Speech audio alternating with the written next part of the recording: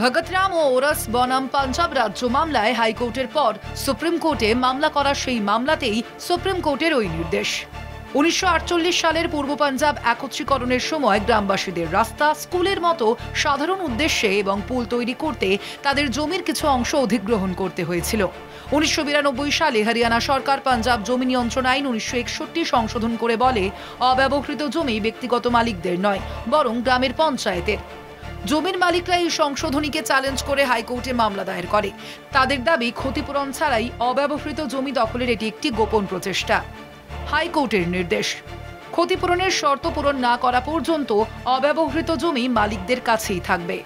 হাইকোর্টের সেই রায়কে চ্যালেঞ্জ জানিয়ে সুপ্রিম কোর্টে আবেদন জানায় হরিয়ানা সরকার।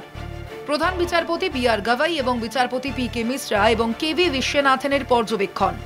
একত্রীকরণ প্রকল্পের অধীনে প্রদত্ত সাধারণ উদ্দেশ্যে জমি ব্যবহার করার পরে যে জমি অব্যবহৃত থাকে তা গ্রাম পঞ্চায়েতের নয়, মালিকদের হাতেই থাকা উচিত।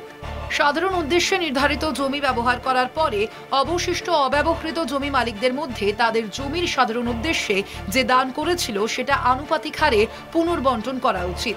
তাই যে জমিগুলি কোনো নির্দিষ্ট উদ্দেশ্যে চিহ্নিত করা হয়নি সেগুলি গ্রাম পঞ্চায়েত বা রাজ্যের উপর নয়।